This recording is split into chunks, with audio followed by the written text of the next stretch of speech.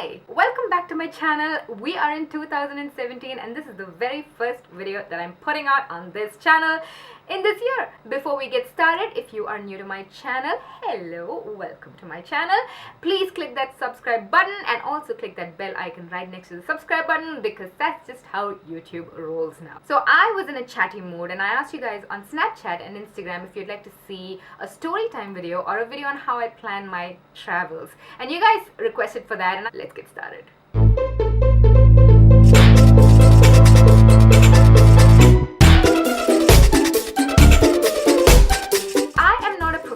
Or anything, but these are just little tips and tricks that I've learned over the years from my experiences. Number one for me is deciding when to travel. So this can depend on maybe if you work or if you have kids, if they have summer vacation or winter vacation, or when you can take off, or if you'd like to have a cheaper holiday, then you'll have to go on an off season, which means you'll have to take leave, and on season is during Eid or summer holidays when everybody's traveling. It's going to be a little bit more expensive, and most of the time I prefer planning this whole when to travel thing at least 6 months prior to traveling, because last minute travels can be very hectic, very expensive. Number two, once I've decided when to travel, I decide where to travel. Some countries are beautiful during the winter and some countries are beautiful during the summer, and maybe you always like a summer destination. So if you want to travel during December, you'll have to travel to the tropics or to a place like Maldives. So you need to know where you're going to travel depending on when you can travel. If you are confused as to where you'd like to travel, there are so many articles online from travel magazines. Sure, you might have an idea of what kind of travel you'd like. Do you like a city travel? Do you like a nature travel? Do you like to really enjoy the food of a place or the culture? So all of this depends on where you want to travel. Number three, book your tickets. Now here is where you can save a huge chunk of money. You need to start looking for prices for your tickets to your destination. Sometimes certain places are way cheaper than other places because of the off season and the on season and all of that. And while checking for ticket prices, I would also say open up all the different airlines, and I also subscribe to their newsletters because when they have offers and when they have a little bit of promotions or deals, they send you emails. So you can actually book your tickets according to promotions and deals and get a huge discount on tickets itself. So start looking at ticket prices at least 6 months in advance, and if you are completely clueless, I would say at least 3 months in advance, guys. You have to book your tickets, especially if it is the on season like summer. You know, everybody's traveling during summer, so you have to book your tickets during winter for summer if you want to get a good deal on summer. Let me quickly touch on the pros and cons of traveling on off season and on season. Now, depending on locations, the off season and on season can vary. If you are living in the Middle East, Eid is an on season. If you plan on traveling during Eid, the ticket prices and the accommodation, everything is gonna skyrocket. And depending on where you stay and depending on where you want to travel to, the on seasons are very different. Traveling during on season means you're gonna have more fun, and most likely it's the best climate for that destination, which is why it is the on season. So you're gonna get the best all-around feel of the place if you are just gonna go to that place like once in your lifetime. But the cons are, one, it's gonna be way too expensive. Not just the tickets, everything, even the accommodation, even the restaurants there at the destination, everything is gonna be way more expensive. But they're gonna have a lot more touristy attractions during the on season, like, you know, they'll have different shows. Another con of traveling during an on season is it will be jam-packed with tourists. If you're kind of, you know, like a quiet kind of a person, you will not like traveling during on season. So there's pros and cons, and you need to sit down and weigh your options and decide on when you want to travel. Moving on to point number 4, decide where you want to stay. Basically, pick and choose your hotel. I like to stay in the heart of the city. I actually Google and search, like for example, if I'm going to Rome, I would just search what is the city center of Rome, and I would stay right there. You'll end up spending more money staying at the city center, but in the long run, I feel that you save money, because one, you don't have to rely on transportation at all, because if you're staying right in the city center, most of the time all of the city attractions and all of those places that you really want to see is like walking distance from your hotel, and you can literally walk out of your hotel and just have the whole feel of Rome. I mean, you're just going there for 5 days, why not like get like the whole feel of Rome instead of staying in some ghetto outside location of outskirt kind of a dirty place. You know what I'm saying? You know what I'm saying? And if you stay on the outskirts of a certain city, you'll also have to spend a lot of time and a lot of money every day to travel to the city center or wherever you want to go. So why not just stay in the city center and not pay for travel at all and not waste any time at all in traveling, because you just have to literally walk out and you'll be like, Rome. You know what I'm saying? This is my reasoning. The way you feel about certain things definitely differs, because my best friend, she likes to actually stay on the quieter outskirts of a particular city because she doesn't like the hustle bustle of a city, and she doesn't really mind the traveling and all of that. Now this is how I decide on where I want to stay. Now how I decide on the hotel in that area, I just do a quick Google search, or I do a search on TripAdvisor of the best hotels in that area, and then I spend days, you guys, reading up on reviews of all the hotels. Don't just go and book a hotel, you guys. You have to read reviews. And what I like about TripAdvisor is when you click on the pictures, do not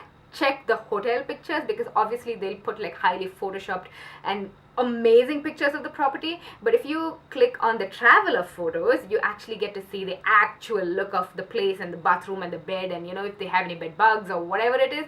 Go to the traveler photos and click on all the pictures and see what you want to see. They have everything from the kitchen, the restaurant, the view of the balcony, the view from the room. We like to take a view of the city, you know, because again, we're just there for like 5 to 10 days. Why not completely grasp the feeling of the place? But again, you could be different, but go and read up on reviews of hotels.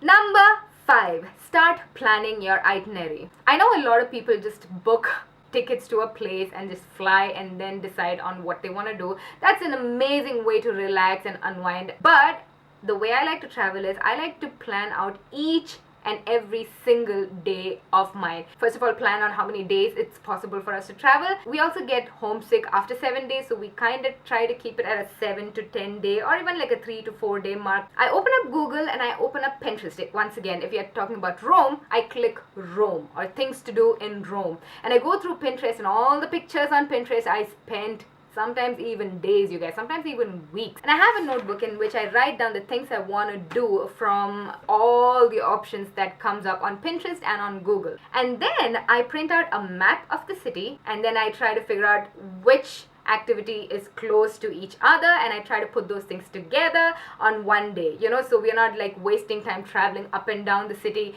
when we could have just done all the things that lies together on one day. You know what I'm saying? So I actually plan out the whole entire trip day to day. Another tip would be to actually pre-book some of the shows or museums or tickets or whatever attraction that you want to go to. Sometimes day tours. Pre-book these things because 1, you can get a cheaper deal. 2, sometimes these things can be sold out. And 3, you can plan your whole entire trip based on all of this, so you don't come back thinking, damn, we actually didn't go there and we didn't have the time for this. If you watch my London vlog, we went to Madame Tussauds and we went for a day trip to Bath. When we went to Paris, we went to Champagne. All of these things were actually pre-booked. If you're going to Dubai, if you pre-book going to the top of Burj Khalifa, it's way cheaper than if you actually go and stand in lines. Oh, another thing, you will not have to stand in lines if you just pre-book. And when you go to Paris, by the way, you can get like a big museum pass with which you can just bypass a lot of lines. So get research. You have to research for the countries that you're traveling to. Research. Yeah, I'm quite a nerd when it comes to planning my travel, you guys. Now I'd like to share some bonus tips if you'd like to save some money while traveling, because the way the money just finishes while traveling is like kind of magical. You'll be like, wait a minute, I thought I had so much left. Let me tell you. 1, you need to have a budget. 2, you need to pull out money, the local currency, and keep it with you. 3, try never to pull out cash from the ATM in a different destination, because you lose all those service charges and the conversion rate, and There's a lot of money that you lose if you just pull out from an ATM. But this also means that you have to be extra careful. When you get out of your hotel room, don't take all of your cash and walk around, because a lot of countries have a lot of like pickpocketing and those kind of things. Every room has a safe, a locker little thing, so we keep all our things there. So keep your belongings extremely safe, because a lot of hotel staff steals as well. So don't leave your engagement rings or your expensive watch or your bags or cash lying around. Take care of your things. Travel by public transport, which means the metro or the tube or the bus. Along with being extremely economical, you're going to save a lot of money. You're also going to actually mingle with like local people and see the local culture, which is also a huge part of traveling, right? Always carry a map with you. I like to keep a physical map with me. Ruben likes to just download it and keep it on the phone. And you can get a map easily from your hotel lobby. They give it to you for free. You don't have to buy it or anything. So don't buy maps at the airports. Don't waste money like that. You get it at your hotel lobby, so you can like navigate, look at where you are and see where you want to go, and navigate yourself. When we book our hotels, we always like to book the bed and breakfast option, so the breakfast is included in the whole deal. And then when it comes to food, we don't always every day eat out at a restaurant, because one, it can be quite bad for your stomach, and two, it can be quite expensive if you eat your lunch and dinner at a restaurant. We go to places like Carrefour, or when we were in London, there's this place, they had amazing sandwiches and they were so affordable. Forgot the name of the place. If you watch my vlogs, you'd see the same places in Scotland as well. Oh, I cannot remember the places. When we get out of our hotel room, we always carry at least 2-3 bottles of water and some snacks. Sometimes even carry snacks from Kuwait, like a small little bag of nuts or something, so we don't end up spending a lot of money. That's why you actually waste money, just mindless spending on a bottle of water or a sandwich here and there in the airport. You know how airport food is really expensive, but I have to buy a cup of coffee every time at the airport. But what I'm saying is, carry what you can and you'll end up saving a lot of money. I also want to do a how to pack video. Let me know if you want me to do that, because this kind of falls into that. But before you travel to a destination, do a thorough study of the weather of that particular destination. So if it's going to be cold over there, or if it's going to be raining, you better carry your raincoat, your umbrellas, your boots, a hat if it's really sunny. If it's cold, carry your scarf, your sweater, because these are the mindless kind of expenses that can come up if you don't really plan a vacation. If it is really cold during the night time at the destination you're going, you'll have to buy a sweater. You're not gonna sit and shiver and catch a cold. So if you can just carry a sweater, you're gonna save that money. Do a little bit of research of the weather that you need to expect at the destination you're going to. That sounded like such a long sentence, but I'm sure you understood what I was trying to say. So you guys, I rambled on for way too long, but I'm sure I conveyed all of my tips and tricks on how we travel. So do let me know if you have any additional tips, you guys, and I wish you guys all the best. I think the biggest takeaway from this video should be start planning your trips at least 6 months in advance, or at least 3 months in advance. Okay, fine. I wish you all a happy travel. I mean, what is life if you can't like go around seeing different parts of the world and experiencing different cuisine and different kinds of people? And I love making friends in new countries. It's amazing. I love it. Comment down below and let me know where you're planning to travel to during this summer, and I shall see you in my next video. And as for 2017, I'm looking for your ideas on what kind of videos you want to see on my channel. I shall abide by your requests, so please leave down your requests as well. Happy New Year once again, you guys. Thank you so much for watching my videos. Thank you so much for all your support, being subscribed to me. And this is just a clip-on pair of bangs. I didn't cut my hair. I love you.